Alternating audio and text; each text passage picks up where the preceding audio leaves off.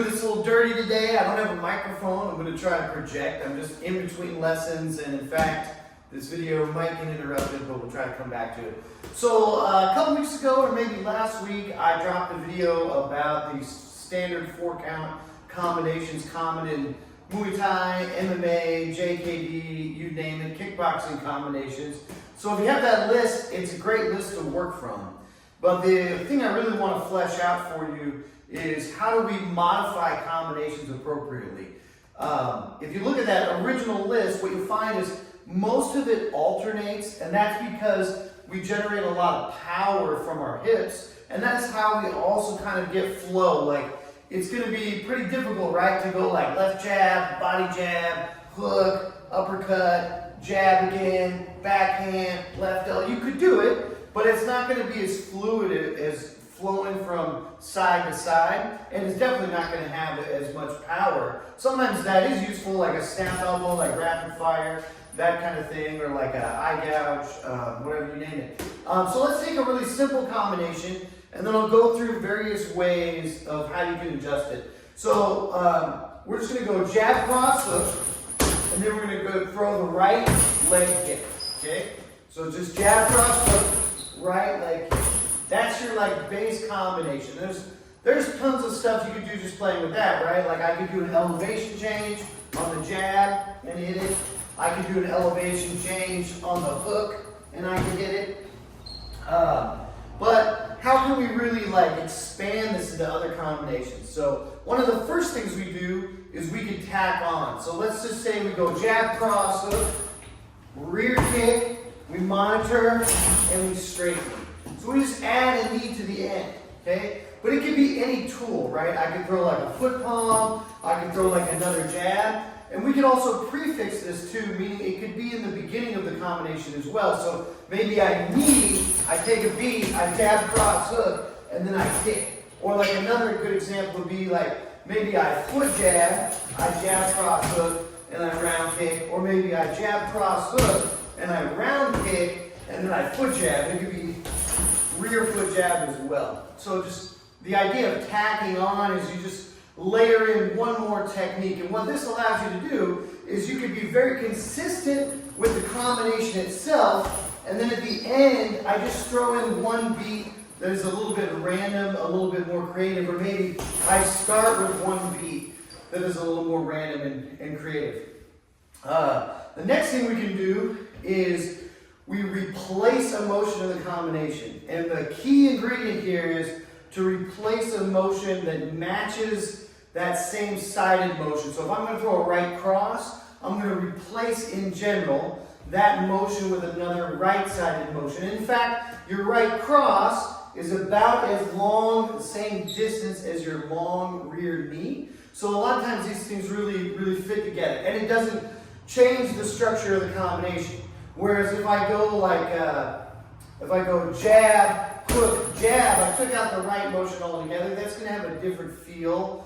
It may not flow as well. But the main thing is just explore it, because you'll figure out in your body, like, that doesn't really seem right. I don't think I can get power. I don't think I'm in a good position to throw that mechanic or whatever the technique is. So replacement in this case, super easy. We go back to the knee idea. Jab, cross, hook, single knee. It's still a right-sided motion. Jab, cross, hook, single knee. What else could I do? I could go jab, cross, hook, right elbow, right? So I'm just replacing something at that moment. We could even put it in the combination. I could go jab, knee, hook, kick, right? Or I could go jab, elbow, hook, right kick, right? So you're just replacing one of those right-sided motions. If we replace the lead leg with the kick, right? We were going jab, cross, hook, rear kick. And we replace it with the lead leg. Now it just becomes the first 4 count that we did earlier. So you just sort of start pulling these things apart. I always use like Legos as an analogy. You sort of mix and match. You put them where you want. You know, the combination is sort of the instruction manual. Hey, do this prescription, boom, boom. Now you're going to start changing, you're going to start playing with it, maybe because you're bored, but also because we just want a little bit more freedom in what we're doing, okay? The next stage we have is insert. Insert or interrupt. a lot of times in Thai boxing, we do this for like counter shots. So now we're gonna put the knee inside the combination. So we might go jab, cross, hook, knee, and then kick. So it becomes a 5 count instead of a 4 count. And you could put anything in there. Like I could go jab, cross, hook. Maybe I go 2 elbows, and then I shove, and then I go to kick, right? But all I did earlier, jab, cross, hook, knee, kick. If it was JKD or street, you might go knee, headbutt, and then move and throw the kick, right? And you can just get as creative as you want. If you're gonna play for fitness, cardio, conditioning, and structure, it's important to be consistent so that you don't do so much stuff you can't even produce a combination. And then you wanna, crap, bad edit. Where'd my gloves go? Dang it. All right. So I told you I got interrupted by a private lesson, but we got a little more work to do on this. So I don't want to leave you hanging. I want to finish this video because otherwise I would likely never do it. So we finished with insert. So like jab, cross, hook, maybe insert a knee and then kick. Or jab, cross, hook, maybe 2 elbows and then kick, right? And so you're just putting one piece. You don't want to make minor changes to the base combination. Because like I said previously, there is the ability to be too creative, right? Like creativity always has to bind itself, not always, but to be effective in learning and training, it has to bind itself to a little bit of structure. Just like music, right? I can play anything I want. Doesn't mean total chaos. It's not going to sound good. But I can have creativity on the piano or the keys or the guitar, and within those creative limits, I can come up with something brand new. So we're playing that song of just jab, cross, hook, rear kick, and we're adding only 1 or 2 things to it, right? Like you could just go jab, cross, hook, double kick would be another good avenue, right? And then you just want to go backwards too. So like think about if I reverse the count, right? Kick, hook, straight, kick. Reverse stand 4. That was number 2. Last week on the 4 count list. We did a jab today, nothing wrong with that. Kick, hook. Now it's going to be weird. Why would I throw a jab right here? Usually that's going to be more like an exit strategy. So I could go kick, hook, cross, and I would double out. Now, this doesn't always work seamlessly going in reverse. Like let's say I do another simple 4 count. Jab, cross, left kick, right? Well, I'm not going to go left kick, right kick, cross jab right in front of the bag, but I might go like left kick, right kick as a pair, and then take a beat, and I might go jab, cross, like right after that, after a little break. So it will kind of work out. But you just try to reverse the direction of the combination. And again, sometimes not because that's what you're going to deploy in sparring, but because it's just a good use of sort of the creative process in your head, trying to get your mind around combinations and the possibilities of what can occur during sparring or training in the gym, having a bout, competition, that kind of thing. So then the last thing we do is more sparring applicable. If you look at different gyms, they'll have even things like 10 count, 12 count, 15, 17. I've even seen like 24 count. And usually what it is there's like different concepts at each layer. Like maybe the first section, 5 or 6 beats, I defend, so I cut kick, and then I counter back. And the second section, I shield, and I counter back. And third section, maybe I defend the cross, and I knee, and I counter back. Or I defend the cross with a parry, and I counter back. And so again, it's more about possibilities. It might be more about conditioning. And then the other thing that is kind of intrinsic to human beings is that the more we do, the more we can trim it down. Like if you're in the gym and you just train 1s and 2s and you go to have your first competition or whatever, maybe you're going to do 2. Likely you're going to do maybe single shots, which probably is not going to be enough to win that match or contest or whatever it is you're in. So you do a lot so that you can trim it down to a little, is what I've been told. And I think that's a good philosophy. It's true. If I have my guys doing 5 counts in the gym, they are more likely to do 2 and 3 counts when it comes time to compete. And that's what you want. You want doubles and triples all the time. Hitting more than 3, particularly in Muay Thai, do your own research. Go and watch kickboxing or even MMA is the same, right? We see a lot of doubles. When we see triples, we're like, wow, this guy is pretty good. Boxing a little more so. Sometimes you can rattle off a combination. You can kind of get the guy dazed, but he's not kicking you. He's not trying to take you down. He's not throwing knees. The clinch isn't a clinch where we can hit. So the rules dictate more or less what's possible in that environment. But for most kickboxing structure or street, it's like anything goes. Doubles and triples is where you want to live. And so take this combination, we can look at it just in 2 simple ways, right? So we did jab, cross, hook, rear kick. So all we're going to do is just shave it. So I'm just going to do my best, like jab, cross, hook, and maybe I work that for a little bit. And then we take the back half, cross, hook, kick, right? Or I like to go cross, body hook, kick, right? And you just take those 3, 1, 2, 3, and you just start to get really rapid at them. And then that's a sequence you can do when you're sparring, right? When we're sparring, I don't really have to think about, okay, foot jab or jab, because it's more of an indication of range. Oh man, you're close enough to me, foot jab. Oh, you're close enough to me, I need to use this as an exit.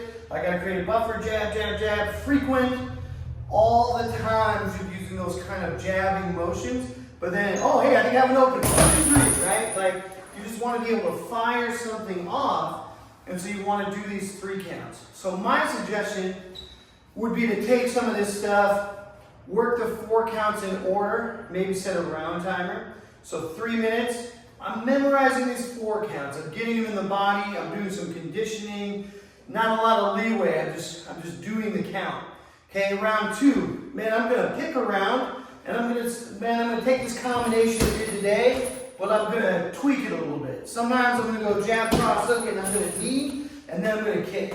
Sometimes I'm gonna take out the kick altogether, right? Sometimes I'm gonna knee in the front, and then I'm gonna do the combination. Sometimes I'm gonna go in reverse. So you're just working still within the structure, a small amount of creativity. Okay, then I'm going to try to do 3 counts, and maybe it's any 3 count. Cross, uppercut, cross, hook, elbow, 2 elbows in the knee, whatever it is, but you just rapid fire. Or if you want to be really good, just drill the same 3 count for another 3-minute round. And this is how you really build attributes, and it becomes automatic. And even though bags don't hit back, you'll still find it coming out in your sparring.